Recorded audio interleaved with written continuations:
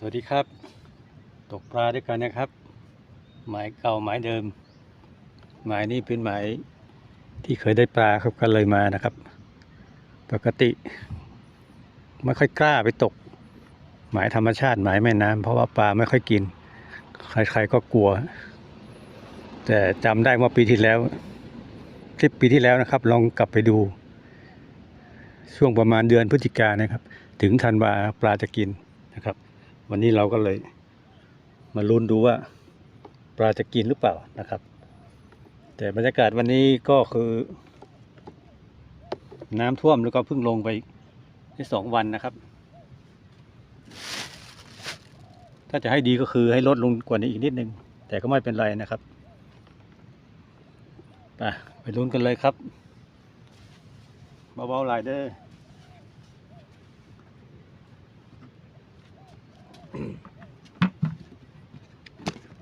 วันนี้จะตก3 คันนะครับเหยื่อก็เหมือนเดิมครับ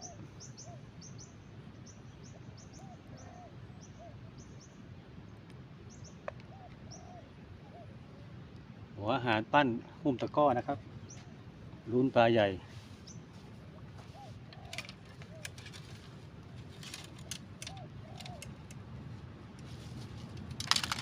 คันแรกนะครับ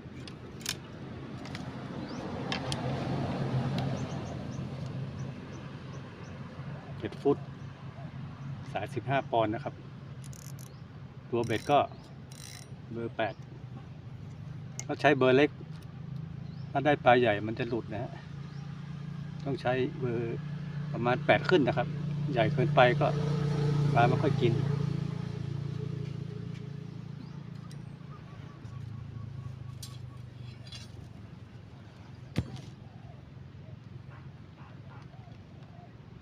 วันนี้มาประมาณ11 โมงกว่าครับบางวันมาตอนเช้าบางวันมาตอนบ่ายแก่ๆแล้วแต่นะครับตกประมาณ2 ชั่วโมงไม่มีการตัดต่อคลิปนะครับดูกันเพลินๆใครชอบก็ดูไปนะครับมันพักผ่อนไปในตัวโอเค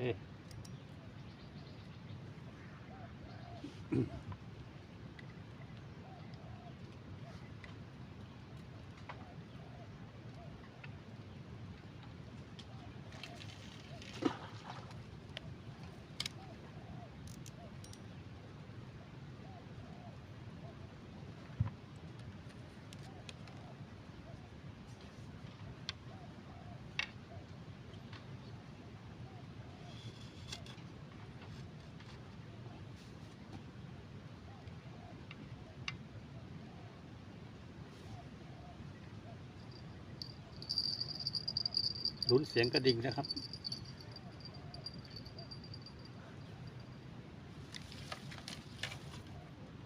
ต่อไป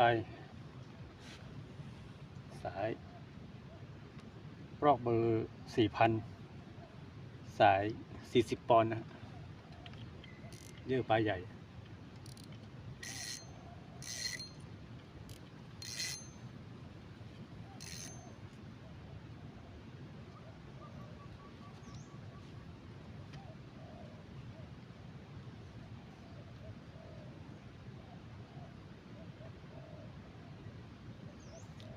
ตกฟรีไม่เสียตังค์ครับชมฟรีไม่เสียตังค์เอาว่ากันไป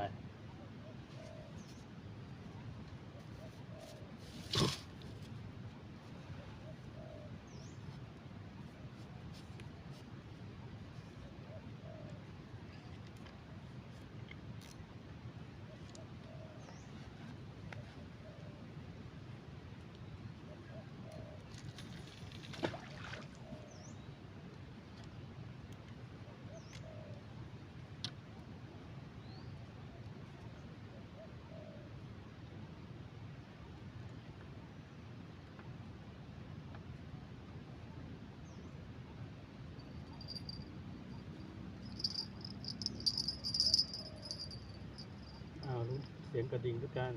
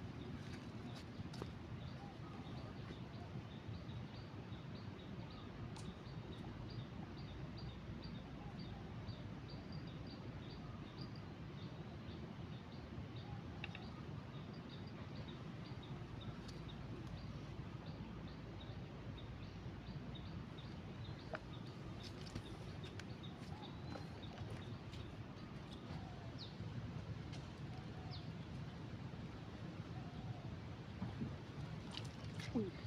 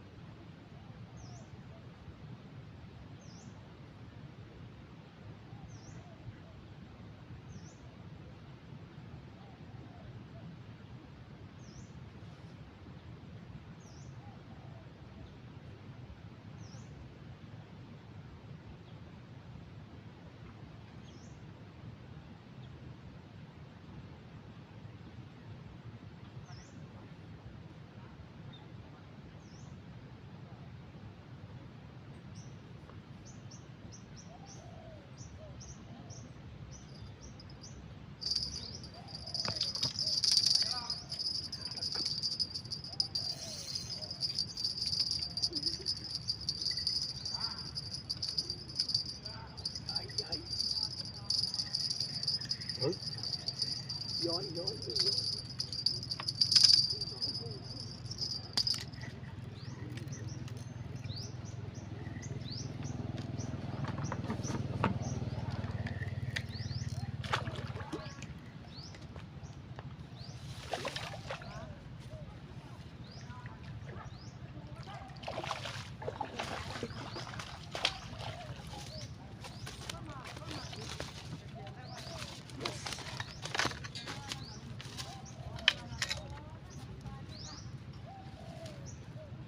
มาแล้วครับ